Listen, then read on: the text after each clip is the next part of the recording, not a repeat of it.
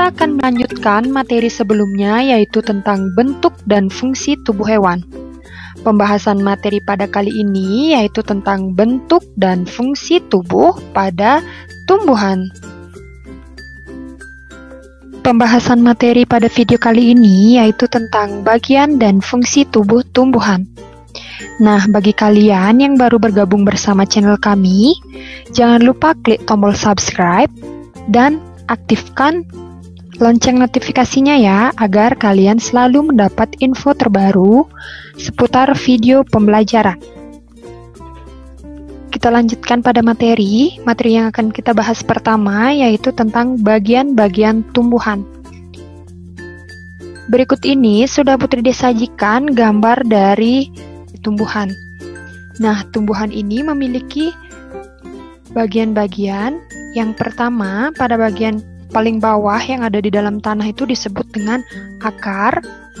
Kemudian bagian ini disebut dengan batang. Kemudian bagian ini disebut dengan daun. Bagian ini disebut dengan bunga. Dan bagian ini disebut dengan buah. Tumbuhan memiliki 3 bagian pokok pada tubuhnya, yaitu akar, batang, dan daun. Nah, marilah kita bahas satu persatu bagian-bagian tumbuhan, baik itu bagaimana fungsinya ataupun bagaimana bentuknya. Yang pertama itu akan kita bahas mulai dari akar. Nah, berikut ini merupakan gambar dari morfologi akar, di mana pada bagian ujungnya itu disebut dengan tudung akar. Kemudian bagian ini disebut dengan ujung akar. Kemudian bagian ini yang berwarna ungu, bagian ini disebut dengan batang akar, dan bagian-bagian ini disebut dengan rambut akar. Adapun fungsi dari akar secara umum, yang pertama yaitu untuk menyerap air dan zat hara dari dalam tanah. Kemudian yang kedua sebagai tempat penyimpan cadangan makanan. Dan yang ketiga yaitu memperkokoh tumbuhan. Nah, berikut ini akan kita bahas tentang jenis-jenis akar. Berdasarkan bentuknya, akar itu dibedakan menjadi 2. Yang pertama itu ada akar tunggang, dan yang kedua ada akar serabut. Nah, berikut ini merupakan gambar dari akar tunggang, dan ini merupakan gambar dari akar serabut. Nah, apa yang dimaksud dengan akar tunggang dan akar serabut? Mari kita bahas satu persatu. Mulai dari akar tunggang. Nah, seperti gambar pada sebelumnya, yaitu ini merupakan contoh dari tumbuhan yang memiliki akar tunggang. Adapun ciri-ciri akar tunggang, yaitu yang pertama memiliki akar pokok. Nah, yang dimaksud dengan akar pokok adalah akar utama. Ini merupakan akar utama dari tumbuhan yang ada pada gambar. Kemudian ciri yang kedua, yaitu akar pokok bercabang-cabang. Jadi yang dimaksud dengan akar pokok bercabang-cabang itu adalah akar yang kecil-kecil ini. Jadi akar kecil-kecil ini merupakan cabang dari akar pokok.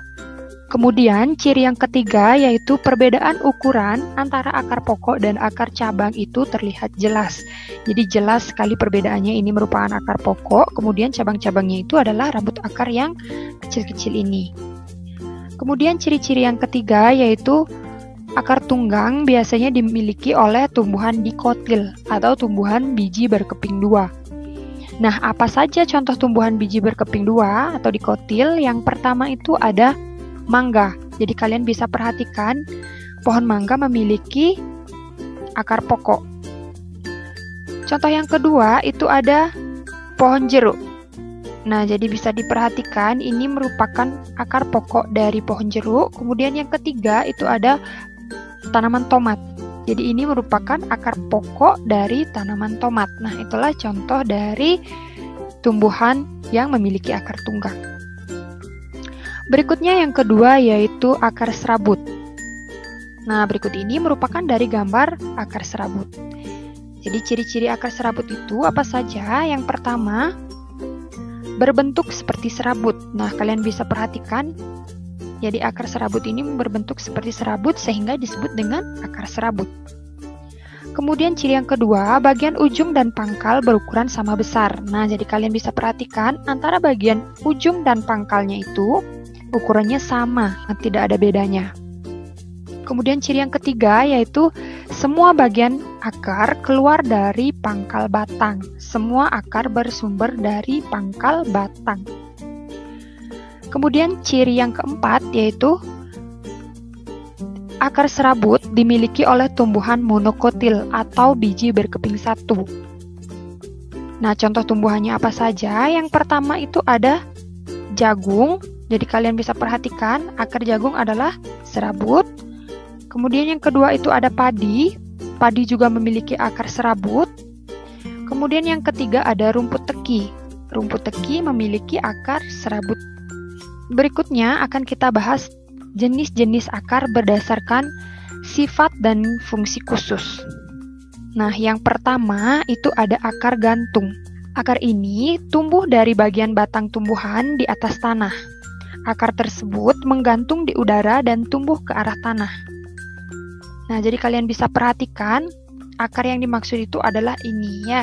Jadi akarnya ini tumbuh mengarah ke tanah. Jadi ini merupakan akar gantung dari pohon. Nah, contohnya apa? Yaitu contohnya adalah pohon beringin. Kemudian yang kedua itu ada akar pelekat. Nah, akar pelekat ini biasanya tumbuh di sepanjang batangnya. Akar ini berguna untuk menempel pada kayu atau tumbuhan lain atau bisa juga pada tembok.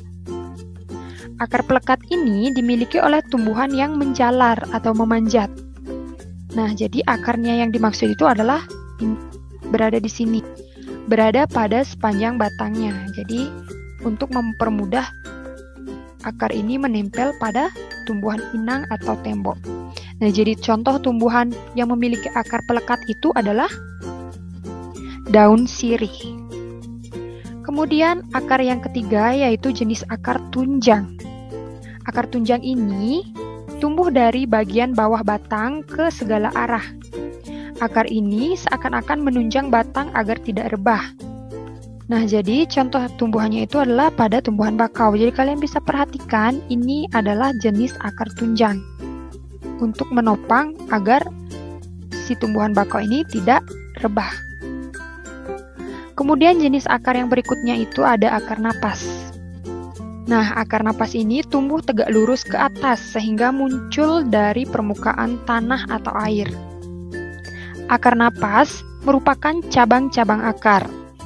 Akar napas memiliki banyak celah untuk jalan masuk udara.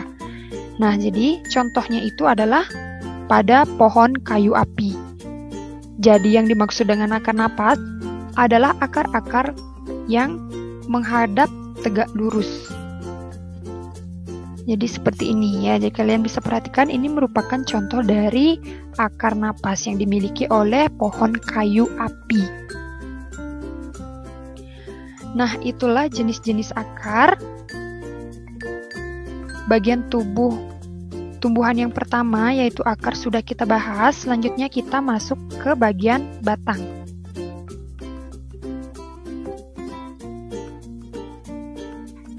Kita akan membahas tentang struktur dan jenis batang. Sebelum kita membahas jenis-jenis batang, kita akan membahas fungsi batang terlebih dahulu. Nah, adapun fungsi batang yang pertama yaitu sebagai alat pengangkut atau alat transportasi zat hara dalam tumbuhan. Kemudian yang kedua yaitu untuk menopang tumbuhan. Dan yang ketiga yaitu sebagai tempat penyimpan cadangan makanan. Berikutnya kita akan membahas tentang jenis-jenis batang. Nah, jenis batang yang pertama yaitu ada batang basah. Kemudian batang yang kedua itu ada batang berkayu dan jenis batang yang ketiga ada batang rumput. Nah, yang pertama yaitu ada batang basah. Tumbuhan batang basah memiliki batang yang lunak dan berair. Contohnya itu adalah tumbuhan bayam. Jadi kalian bisa perhatikan, jika kalian tahu tumbuhan bayam, ketika batangnya itu kalian remas, maka akan keluar air dari batang-batang tersebut. Nah, jadi contoh tumbuhan batang basah itu adalah bayam. Kemudian yang kedua itu ada batang berkayu. Nah, tumbuhan batang berkayu ini biasanya memiliki kambium. Kambium itu adalah bagian di dalam batang yang hanya dimiliki oleh tumbuhan batang berkayu. Karena batang berkayu memiliki kambium, maka batang tersebut dapat bertambah besar. Nah, berikut ini merupakan contoh batang berkayu. Contoh batang berkayu ini biasanya dimiliki oleh pohon jati, pohon jambu, pohon rambutan, pohon nangka, dan lain sebagainya. Kemudian jenis batang yang ketiga itu ada batang rumput. Nah, tumbuhan batang rumput ini mempunyai ruas-ruas yang tampak jelas dan pada umumnya berongga. Contoh tumbuhannya yaitu misalnya padi, jagung, dan rumput-rumputan.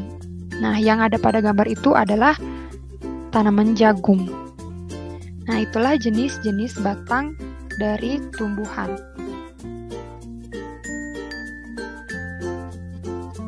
Nah, jenis batang sudah kita bahas. Kemudian kita akan melanjutkan ke bagian tubuh tumbuhan yang ketiga, yaitu bagian daun. Kita akan membahas tentang struktur dan jenis daun, namun sebelumnya kita akan membahas tentang fungsi daun secara umum.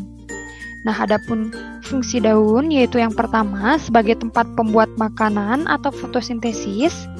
Kemudian yang kedua yaitu sebagai alat pernapasan pada tumbuhan. Dan yang ketiga sebagai tempat terjadinya penguapan. Nah, daun biasanya berbentuk tipis, melebar, dan berwarna hijau. Warna hijau ini disebabkan oleh adanya klorofil, yaitu zat hijau pada daun. Nah, klorofil ini berfungsi untuk menyerap energi cahaya matahari dalam proses fotosintesis. Nah, berikutnya kita akan membahas tentang bagian-bagian daun. Berikut ini adalah gambar dari daun pisang.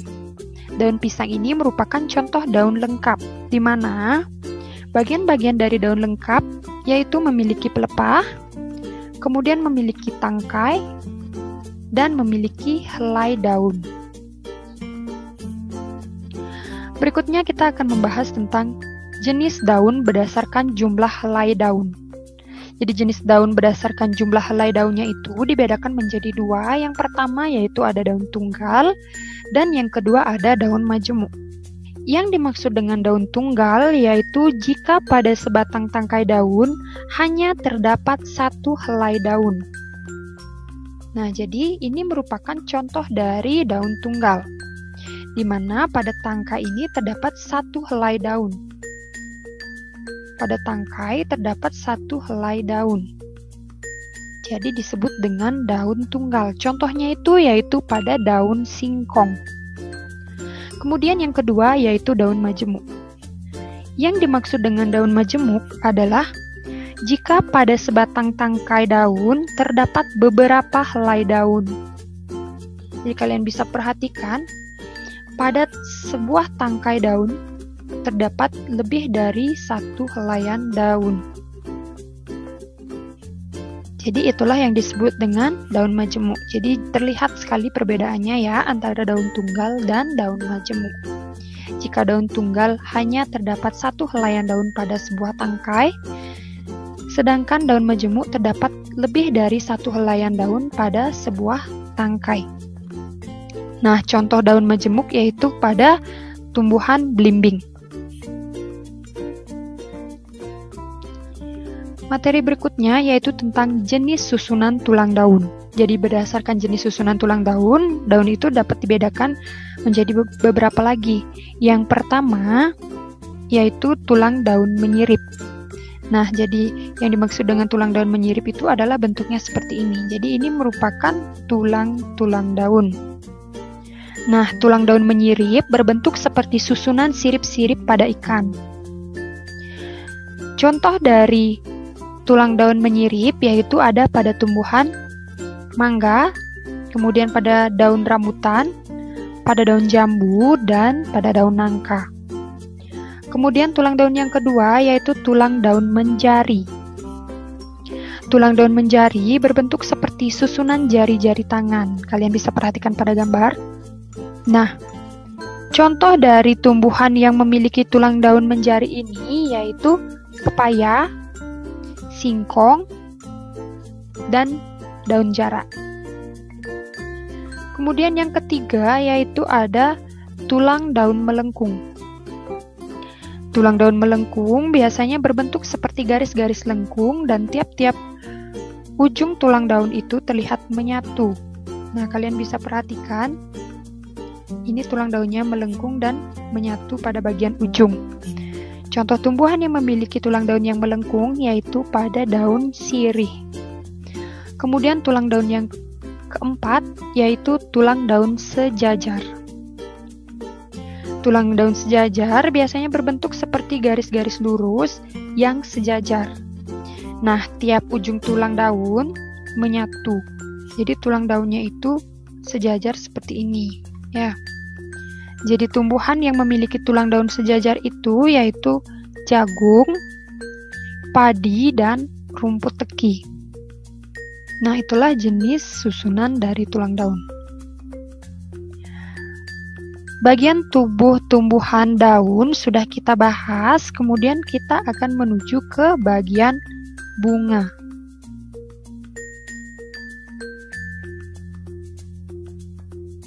Nah, kita akan membahas struktur bunga, namun sebelumnya kita akan membahas tentang fungsi dari bunga itu sendiri. Adapun fungsi bunga yang pertama yaitu sebagai perhiasan tumbuhan dan sebagai tempat berlangsungnya perkembangbiakan tumbuhan. Nah, berikut ini merupakan gambar dari anatomi bunga, ya. Nah, di mana setiap gambar ini atau setiap bagian ini memiliki nama dan fungsinya masing-masing. Yang pertama, pada bagian ini disebut dengan tangkai bunga. Nah, tangkai bunga ini menghubungkan bunga dengan batang. Kemudian bagian ini disebut dengan kelopak bunga. Kelopak bunga ini berfungsi untuk melindungi bunga ketika masih kuncup dari serangan serangga. Kemudian bagian ini disebut dengan dasar bunga. Kemudian bagian yang berwarna ini disebut dengan mahkota bunga, yaitu fungsinya sebagai hiasan pada bunga untuk menarik serangga untuk membantu penyerbukan. Kemudian bagian ini disebut dengan benang sari. Ini merupakan kepala sari dan ini tangkai sari. Jadi keseluruhannya itu merupakan benang sari. Benang sari merupakan alat perkembangbiakan jantan pada bunga. Kemudian bagian ini yang berbentuk seperti botol disebut dengan putik. Putik ini merupakan alat perkembangbiakan betina pada bunga. Dan bagian terakhir, kalian bisa perhatikan ini merupakan bakal biji atau calon tumbuhan baru. Nah, itulah struktur dan fungsi dari bagian-bagian bunga.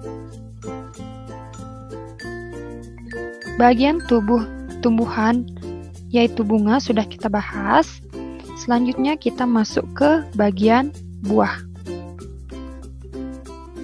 Nah, sebelum kita membahas tentang struktur buah, kita akan membahas fungsi buah terlebih dahulu, yaitu fungsinya sebagai pelindung biji. Nah, berikut ini merupakan gambar dari buah apel. Nah, buah apel ini memiliki nama bagiannya masing-masing.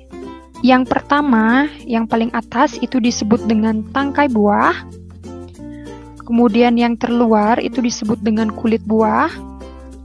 Kemudian yang berwarna putih itu disebut dengan daging buah. Dan bagian ini disebut dengan biji.